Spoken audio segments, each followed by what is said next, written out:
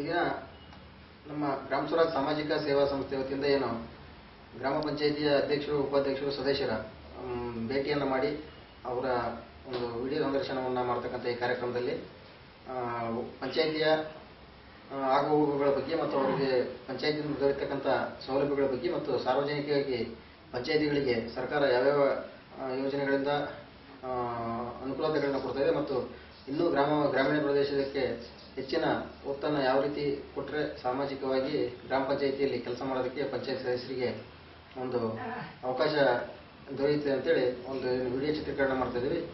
ಈ ಒಂದು ಚಿತ್ರೀಕರಣದ ಅಂಗವಾಗಿ ಹಾವೇರಿ ಜಿಲ್ಲೆ ಹಾನಗಲ್ ತಾಲೂಕು ಬೊಮ್ಮನಹಳ್ಳಿ ಹೋಬಳಿಯ ಬೆಳಗಾನಪೇಟೆಯ ಮೊದಲನೇ ವಾರ್ಡ್ನಿಂದ ಈ ಹಿಂದೂ ಸಹ ಶ್ರೀಯುತ ಹಜರತ್ ಸಾಬ್ ಅಕ್ಕಿವಳ್ಳಿ ಅವರು ಪಂಚಾಯತ್ ಸದಸ್ಯರಾಗಿ ಆಯ್ಕೆಯಾಗಿದ್ದರು. ತದನಂತರ ನಡೆದ 2015-16 ಚುನಾವಣೆಯಲ್ಲಿ ಅವರ ಶ್ರೀಮತಿಯಾದ ಶಫಿಯಾ ಹಜರತ್ ಸಾಬ್ ಅಕ್ಕಿವಳ್ಳಿ ಅವರು ಆಯ್ಕೆಯಾಗಿದ್ದರೆ ಅವರಿಗೆ ಈ ಸಂದರ್ಭದಲ್ಲಿ ನಾವು ಸ್ವಾಗತವನ್ನು ಬಯಸ್ತೇವೆ. ಅಮ್ಮ, ತಾವು ಗ್ರಾಮ ಪಂಚಾಯತಿ ಸದಸ್ಯರಾಗಿಂತ ಮೊದಲು ಏನ್ ಮಾಡ್ತಾ ಇದ್ರಿ? ಅವರು ಮೊದಲು ಪಂಚಾಯತಿ ಸದಸ್ಯರಾಗಿದ್ದರು. ಈಗ ಮತ್ತೆ ತಾವು ಕೆಟಗರಿ ಬಂದ್ಮೇಲೆ ಹೆಣ್ಮಕ್ಳು ನಿಂತುಕೊಳ್ಳೋದು ಬಂದ್ಮೇಲೆ ತಾವು ನಿಂತ್ಕೊಂಡು ಸರ್, ಈಗ ಗ್ರಾಮ ಪಂಚಾಯತಿಯಲ್ಲಿ ತಾವು ಈ ಹಿಂದೆ ಪಂಚಾಯತ್ ಸದಸ್ಯರಾಗಿ ಆಯ್ಕೆಯಾಗಿದ್ರಿ. ಹೌದು ಸರ್. ಸರ್, ಗ್ರಾಮ ಪಂಚಾಯತಿಗೆ ಸರ್ಕಾರ ನೀಡತಕ್ಕಂಥ ಯೋಜನೆಗಳು ಮತ್ತು ಯಾವ್ಯಾವ ಯೋಜನೆಯಲ್ಲಿ ಹಣಕಾಸು ಬರುತ್ತೆ ಅನ್ನೋದಕ್ಕೆ ಸ್ವಲ್ಪ ಮಾಹಿತಿ ಕೊಡಿ.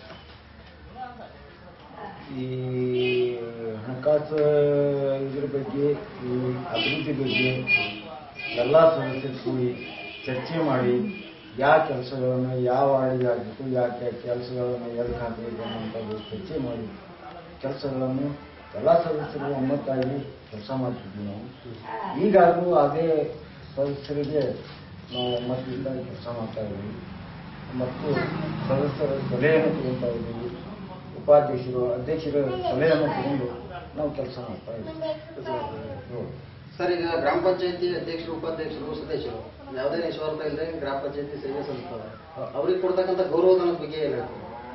ಅವ್ರ ಬಗ್ಗೆ ಗೌರವಧನ ಕೊಡ್ತಾ ಇದ್ದಾರೆ, ಇದು ಮಾಡ್ತಾ ಇದ್ದಾರೆ.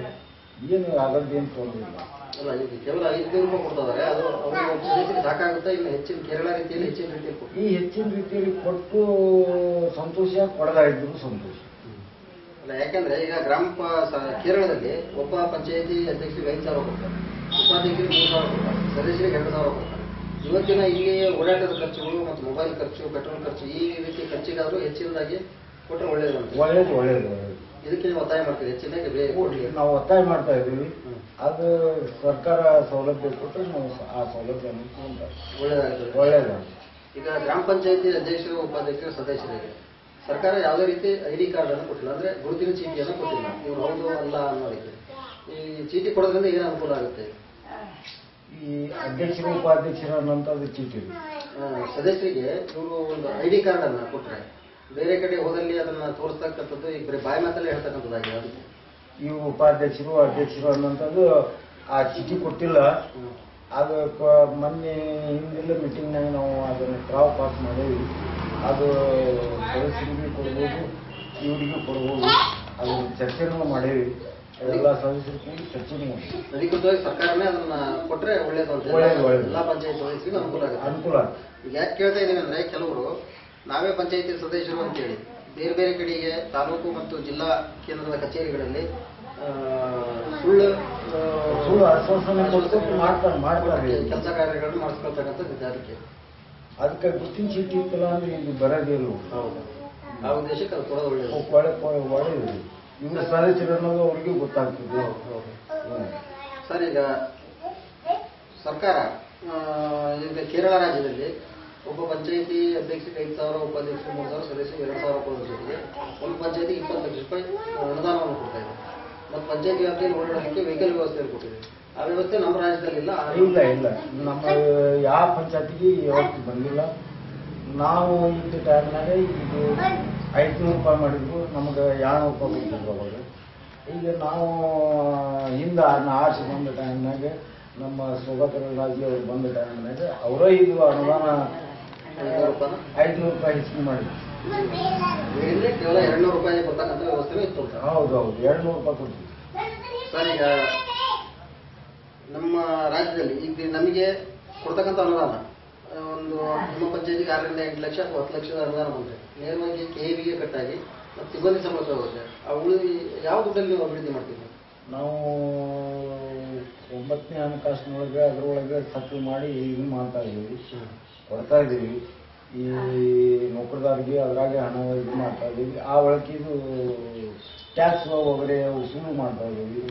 ನೀರಿನ ಟ್ಯಾಕ್ಸು, ಮನಿ ಟ್ಯಾಕ್ಸು ವಸೂಲು ಮಾಡ್ತಾ ಇದ್ದೀವಿ. ಕೆಲವೊಂದು ನಾವು ನಮಗೂ ವಸೂಲು ಮಾಡಿ ಹೇಳ್ರಿ, ನೀವು ನಿಮ್ಮ ಮಾತು ಕೇಳೋರಿಗೆ ಟ್ಯಾಕ್ಸ್ ತುಂಬಿ ಅಂತೇಳಿ ನಮಗೆ ಹೇಳಿದ್ರೆ ನಾವು ಹೋಗಿ ಪ್ರೋತ್ಸಾಹಿಸ್ತೀವಿ, ನಾವು ಇದನ್ನು ಮಾಡಿಸ್ತೇವೆ.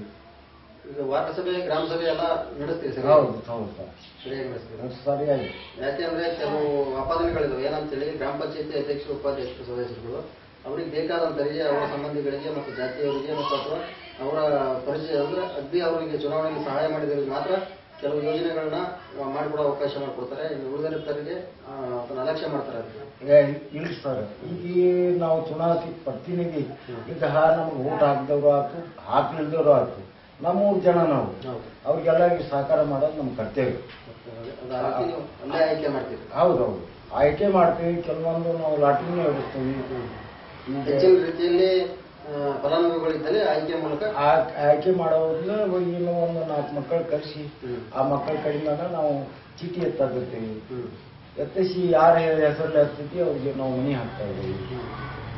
ಈ ವಿಧಾನಸಭಾದೊಳಗೆ ಮಾಡ್ತಾ ಇದ್ದೀವಿ. ಯಾವುದೇ ರೀತಿ ತಾರತಮ್ಯ ಇಲ್ದಂಗೆ ಇಲ್ಲ, ಯಾರಿಗೆ ಭೇದ ಭಾವ ಇಲ್ಲ. ಈ ಹಿಂದೆ ಸರ್ ತಾವು ತಮ್ಮ ವಾರ್ಡಲ್ಲಿ ಸಾರ್ವಜನಿಕರಿಗೆ ಒಂದು ಮನಸ್ಸು ಮುಟ್ಟುವಂತೆ ಯಾವ್ಯಾವ ಕೆಲಸ ಕಾರ್ಯಗಳು ಮಾಡ್ತೀವಿ ತಮ್ಮ ಅಧಿಕಾರಾವಧಿಯಲ್ಲಿ? ನಮ್ಮ ಅಧಿಕಾರಾವಧಿಯಲ್ಲಿ ನಾವು ಗಟಾರ ಬಂದಿದ್ದು, ಗಟಾರ ಕಟ್ಸಿದ್ವಿ, ಸಿಡಿ ಪಡಿ ಬಂದಿದ್ವಿ. ಎಲ್ಲ ನಮಗೆ ಎಲ್ಲಿಗೆ ಅನುಕೂಲ ಅದಾವು, ಅನುಕೂಲ ಆದಂಥ ಜಾಗದಲ್ಲಿ ನಾವು ಅವನ್ನ ಹಾಕಿ ಮಾಡಿಸಿ ನಾವು ಕಾರ್ಯಗಳನ್ನು ಮಾಡೇವಿ. ಈ ಬಡವರಿಗೆ ಮನೆ ಬಂದಿದ್ದು ಮನೆ ಹಾಕ್ಸಿವಿ, ಇದನ್ನು ಮಾಡೀವಿ. ಅವ್ರಿಗೆ ನಮಗೆ ಅದು ಆ ಸಾರಿ ನಾವು ಎಲ್ಲ ಜನಕ್ಕೆ ಪ್ರತಿನಿಧಿಯಾಗಿ ಅವ್ರಿಗೆ ಕೆಲಸ ಮಾಡಿದ್ದಕ್ಕೆ ಮತ್ತು ಹೊಳ್ಳಿ ನಮ್ಮ ಕುಟುಂಬಕ್ಕೆ ಓಟ್ ಹಾಕಿ ಹರ್ಸ್ಯಾರ. ಮತ್ತೆ ಎರಡನೇ ಬಾರಿ ಹರ್ಸಿ ತಂದಾರ. ಈಗ ನಿಮ್ಮ ಶ್ರೀಮತಿಯವರು ಎಷ್ಟು ಓಟ್ಗಳ ಅಂತರದಿಂದ ಗೆದ್ದಿದ್ದಾರೆ? ಅದು 85 ಓಟ್ಲಿಂದ ಗೆದ್ದರು. 85 ಓಟು ಲೀಡಲ್ಲಿ ಗೆದ್ದಿದ್ದಾರೆ.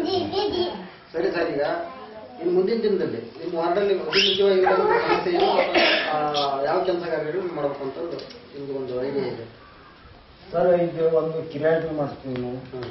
ಎಲ್ಲಿ ಕೆಲಸ ಇದೆ ಇಂಜಿನಿಯರ್ ಕಳಿಸಿ ಕಿರಾಯಿ ಮಾಡಿಸಿ ಆ ಕೆಲಸಗಳನ್ನು ನಾವು ಮಾಡ್ತಾ ಇದ್ದೀವಿ. ತುರ್ತಾಗಿ ಆಗ್ಬೇಕಾಗಿರೋ ಕೆಲಸ ಯಾವುದಿದೆ ನಿಮ್ಮ ಹೋರಾಟದಲ್ಲಿ?